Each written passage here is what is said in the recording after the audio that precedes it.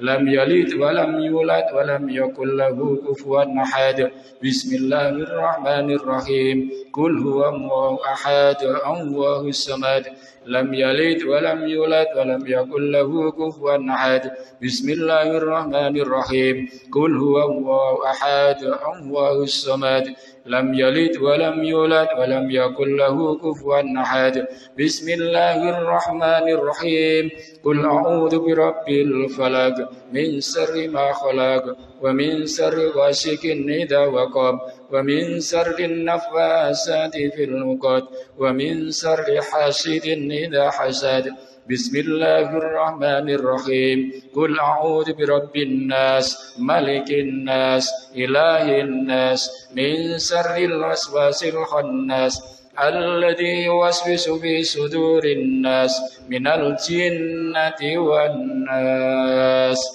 الفاتحة إلى روح حبيبنا وشفيعنا رسول الله محمد بن عبد الله صلى الله عليه وسلم وعلي وأصحابه وذريته أنه يولي درجاتهم في الجنة وينفعنا بأسرارهم وأنوارهم وعلومهم في الدين والدنيا والآخرة ويجعلنا من حزبهم ويرزقنا محبتهم ويتوفانا على ملتهم وينصرنا في زمرتهم. الفاتحة.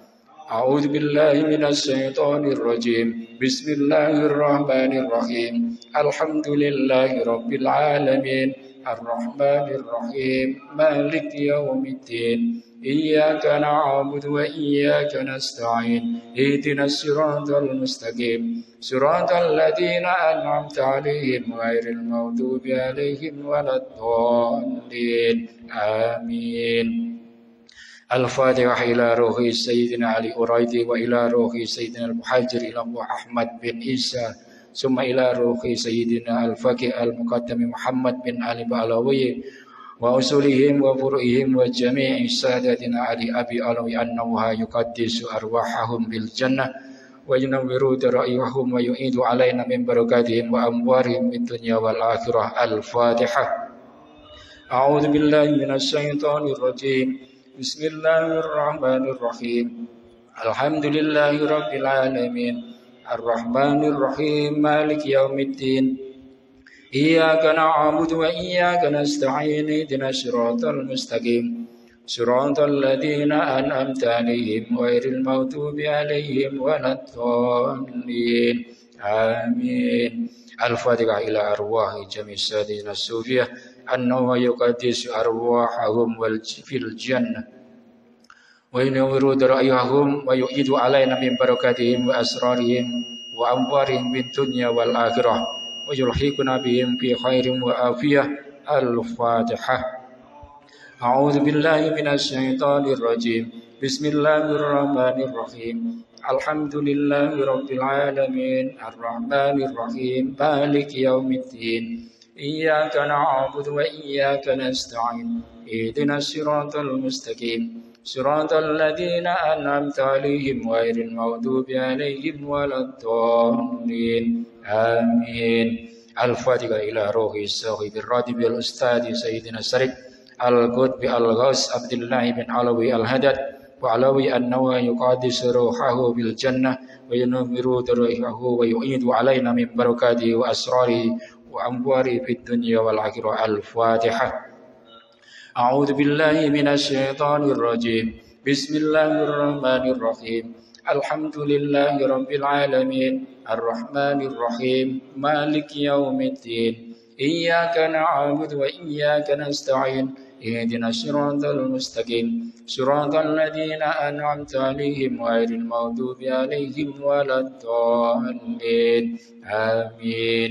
الفاتحة إلى روح السيد علوي بن إبراهيم الهدد ثم إلى روح الشريف علوية بنت محمد بن جعفر الهدد ثم إلى روح والدينا ووالديكم وأمواتنا وأمواتكم وأموات المسلمين أجمعين أنه يغفر لهم ويرحمهم ويسكنهم بالجنة ويصلح أمور المسلمين ويكفيهم شر المؤذين ويتقبل منا ومنكم ويرزقنا وإياكم حسن الخاتمة عند الموت في خير ولطف وعافية وإلى حضرة النبي سيدنا محمد صلى الله عليه وسلم. الفاتحة.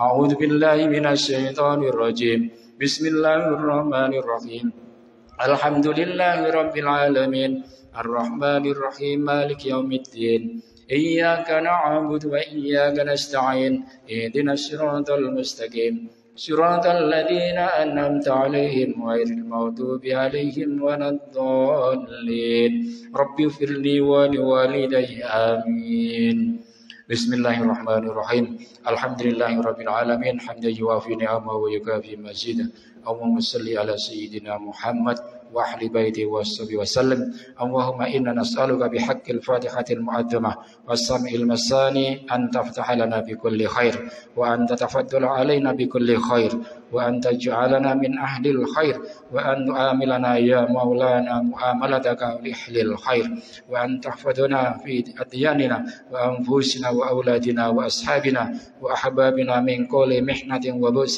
وضير إنك ولي كل خير ومتفضل بكل خير ومؤتي لكل خير يا أرحم الراحمين اللهم يا كافي البلاء اكفنا البلاء قبل نزوله من السماء اللهم يا كافي البلاء اكفنا البلاء قبل نزوله من السماء اللهم يا كافي البلاء اكفنا البلاء قبل نزوله من السماء يا الله يا الله يا الله يا الله يا الله يا الله يا الله ربنا آتنا في الدنيا حسنة وفي الآخرة حسنة وقنا عذاب النار وصلى الله على سيدنا محمد وعلى آله وصحبه وسلم سبحان ربك رب العزة عما يصفون وسلام على المرسلين والحمد لله رب العالمين اللهم إنا نسألك رضاك والجنة ونعوذ بك من سخطك والنار اللهم إنا نسألك رضاك والجنة ونعوذ بك من سخطك والنار اللهم إنا نسألك رضاك والجنة ونعوذ بك من سخطك والنار يا عالم السر منا لا تهتك الستر عنا وآفنا واعف عنا وكلنا حيث كنا يا عالم السر منا لا تهتك الستر عنا وآفنا واعف عنا وكلنا حيث كنا يا عالم السر منا لا تهتك الستر عنا وآفنا واعف عنا وكلنا حيث كنا يا الله بها يا الله بها يا الله بحسن الخاتمة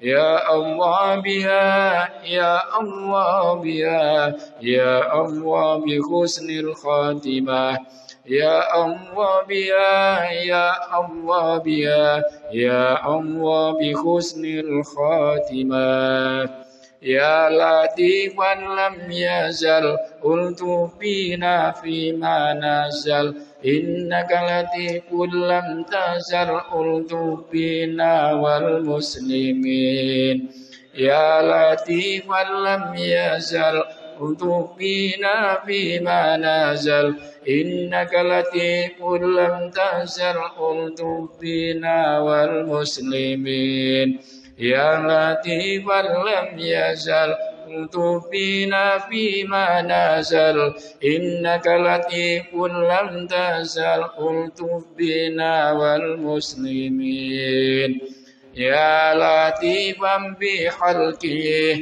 يا عليما بخلقه يا خبيرا بخلقه قلت بنا يا لطيف يا عليم يا خبير يا لطيفا بخلقه يا عليما بخلقه يا خبيرا بخلقه قلت بنا يا لطيف يا عليم يا خبير يا لطيفا بخلقه يا عليما بخلقه يا خبيرا بخلقه قلت بنا يا لطيف يا عليم يا خبير يا أمان الخائفين يا أمان الخائفين يا أمان الخائفين آمنا مما نخاف يا أمان الخائفين يا أمان الخائفين يا أمان الخائفين سلمنا مما نخاف يا أمان الخائفين يا أمان الخائفين يا أمان الخائفين نجنا مما نخاف. الفاتحة. القابل وإلى حضرة النبي رسول محمد صلى الله عليه وسلم لهم الفاتحة. أعوذ بالله من الشيطان الرجيم. بسم الله الرحمن الرحيم. الحمد لله رب العالمين الرحمن الرحيم مالك يوم الدين إياك نعبد وإياك نستعين اهدنا الصراط المستقيم صراط الذين أنعمت عليهم غير المغضوب عليهم ولا الضالين رب اغفر لي ولوالدي آمين. Alhamdulillah, bacaan surat Yasin dan Rotibul Hajat sudah selesai. Mudah-mudahan mendapat barokah dari Allah Subhanahu wa taala.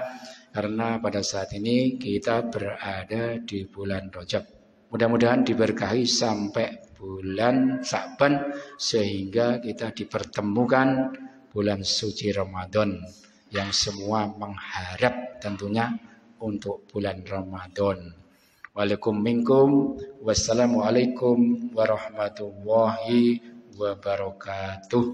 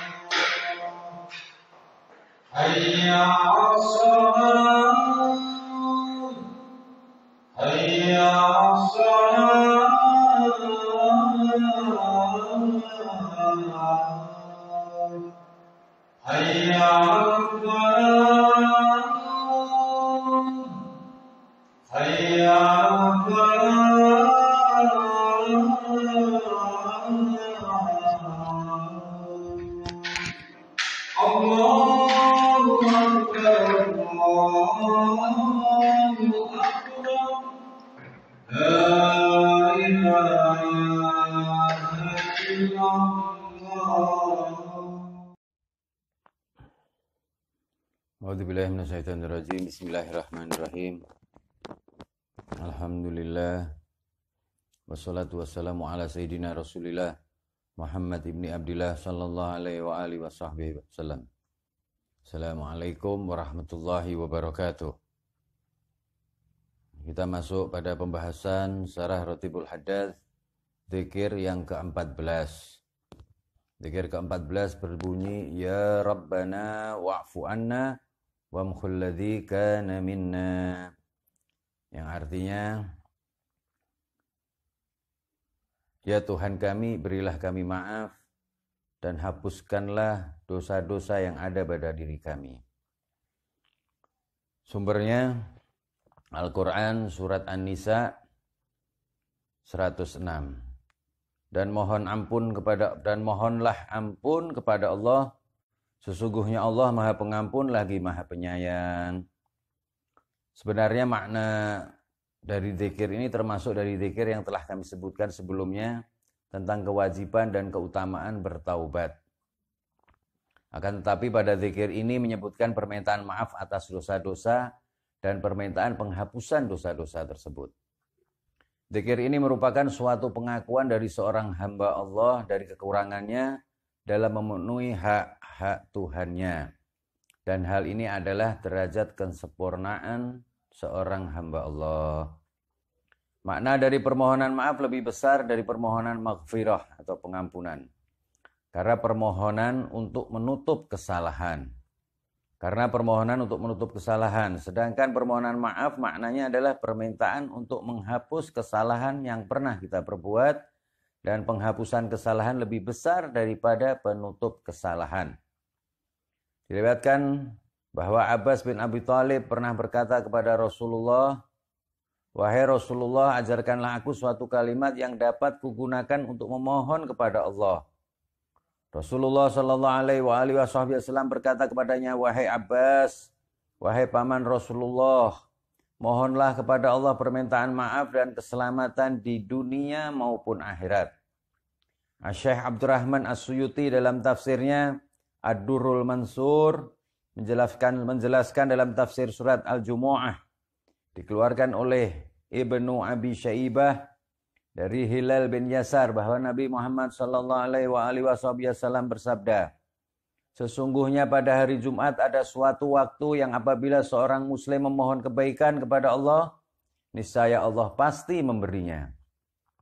Salah seorang sahabat bertanya, "Apa yang sebaiknya aku mohonkan?" Rasulullah sallallahu alaihi wasallam menjawab, "Mohonlah kepada Allah maaf dan keselamatan di dunia maupun di akhirat." Shahibur Ratib Al-Habib Abdullah bin Alwi Al-Haddad dalam kitabnya An-Nasaih Ad-Diniyah, beliau berkata, hendaknya seorang hamba memperbanyak permohonan keselamatan dunia maupun akhirat. Sebab ada hadis yang menyebutkan bahwa Allah lebih senang bila seorang hamba memohon keselamatan dunia maupun akhirat kepadanya. Karena hal tersebut merupakan doa yang paling utama dan mencakup segalanya. Rabbana atina fid dunya hasanah wa fil akhirati hasanah wa qina adzabannar. Dalam kitab Ghayatul Ghas wal Murad disebutkan bahwa Al-Habib Abdullah bin Al-Haddad berkata, barang siapa telah sembuh dari penyakit maksiat, penyakit melanggar perintah Allah, dan mendapat petunjuk agar bersungguh-sungguh dalam bertaat kepada Allah semata-mata, sesungguhnya ia telah mendapatkan keselamatan dari Allah Subhanahu wa Ta'ala. Semoga Allah Subhanahu wa Ta'ala menjadikan kita sebagai orang yang mendapat keselamatan dan kemuliaan kita, sehingga kelak kita dapat berjumpa dengannya dalam keadaan Allah ridho kepada kita, Rasulullah Shallallahu Alaihi Wasallam ridho kepada kita. Beliau juga berkata, keselamatan zahir adalah selamatnya diri dari perbuatan dosa serta berbagai macam penyakit. Dan keselamatan batin adalah selamatnya hati dari keraguan-raguan dan hayalan serta dari sifat memiliki niat buruk terhadap saudaranya sesama muslim. Barang siapa mendapat kemuliaan dengan mendapatkan dua keselamatan tersebut, maka ia akan selalu menghadapkan dirinya kepada Allah dan taat kepada Allah Subhanahu wa Ta'ala. Maka dengan mengetahui makna keselamatan, kita akan mengetahui makna doa ini dan kebesaran manfaat serta berkahnya.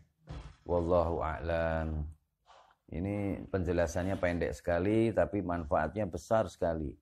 Ya Rabbana, wahai Tuhan kami, berilah kami maaf dan hapuskanlah apa dosa-dosa yang ada pada diri kita. Ya Rabbana wa'fu anna wamhul ladzi kana minna. Alhamdulillah.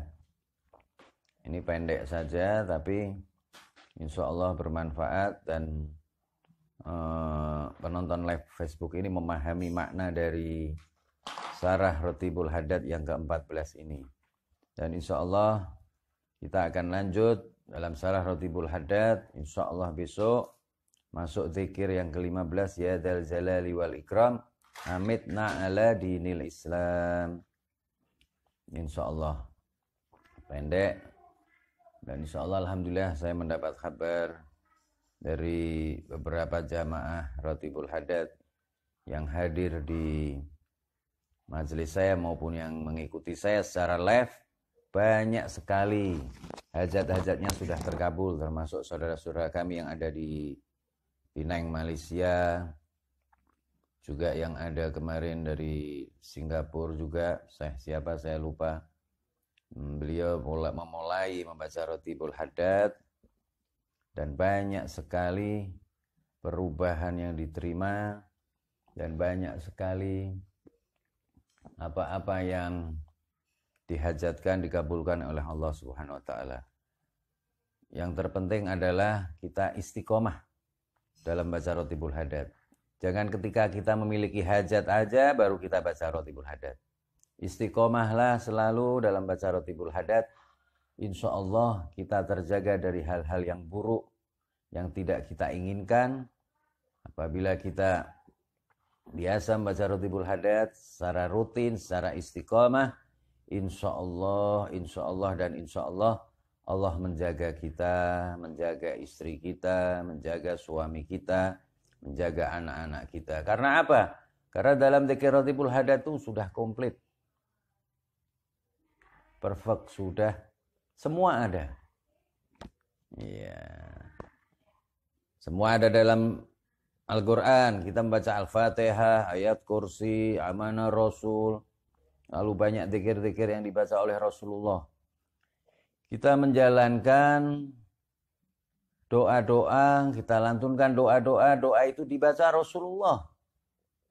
Subhanallah. Dan Allah pasti, karena Rasulullah adalah kekasih Allah, makhluk yang paling dicintai Allah, udah pasti doanya diterima. Makanya kita apa? Yang kita ikuti Rasulullah. Rasulullah baca doa ini, kita baca doa yang dibaca Rasulullah.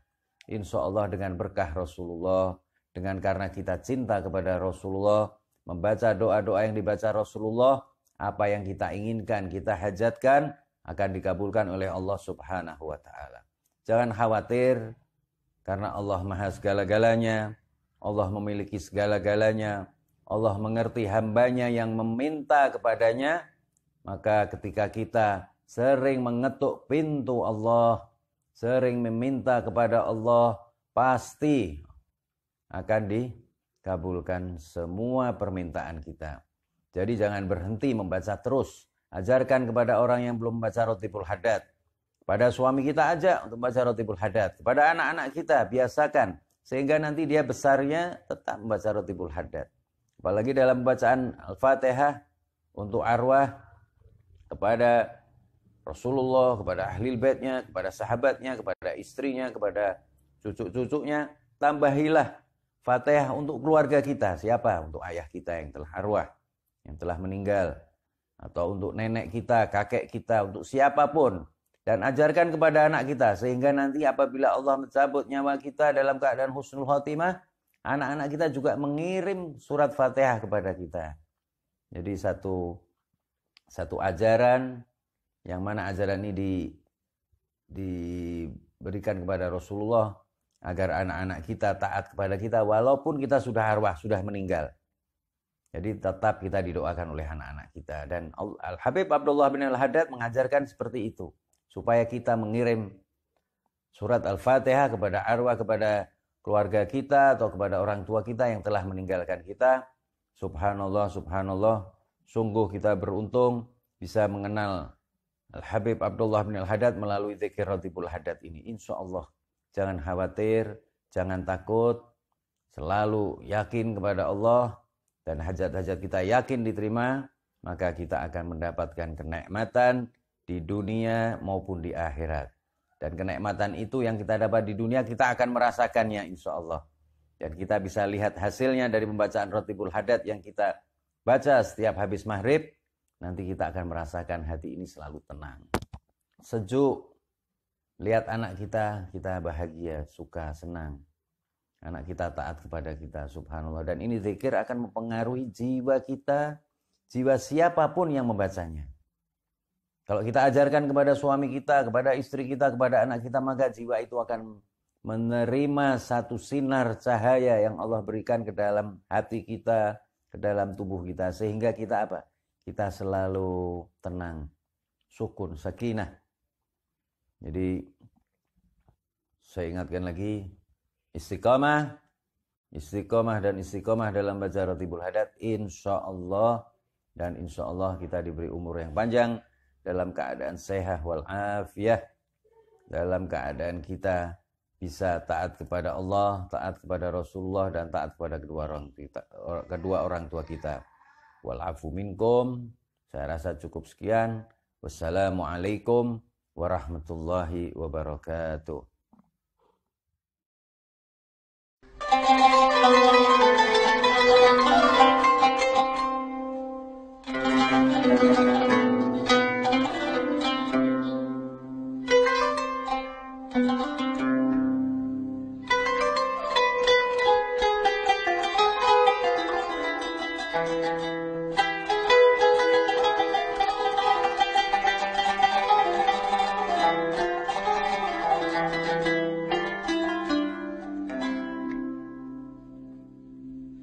كل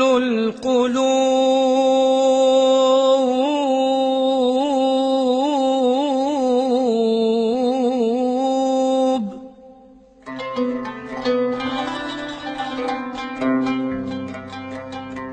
كل القلوب إلى الحبيب تميل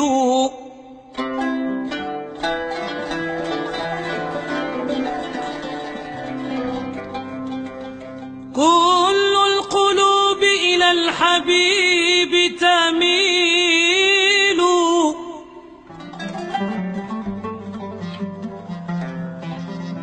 ومعي بذلك شاهد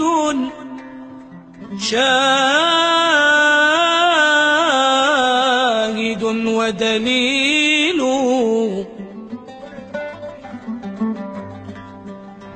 أما الدليل إذا ذكرت محمدا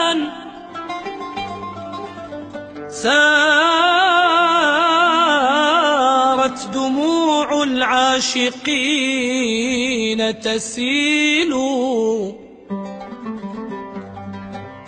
هذا رسول الله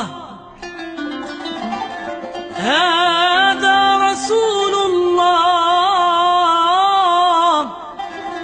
هذا المصطفى هذا لرب العالمين خليل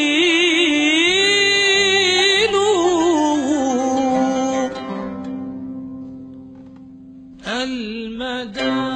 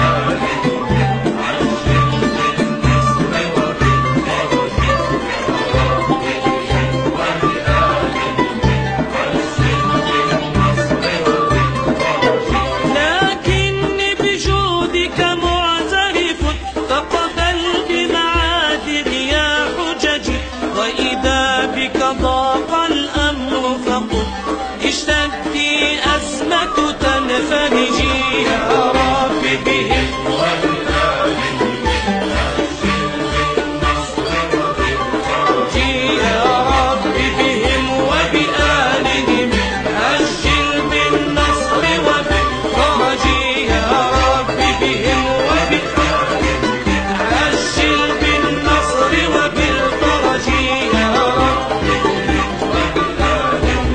عجل بالنصر وبالفرج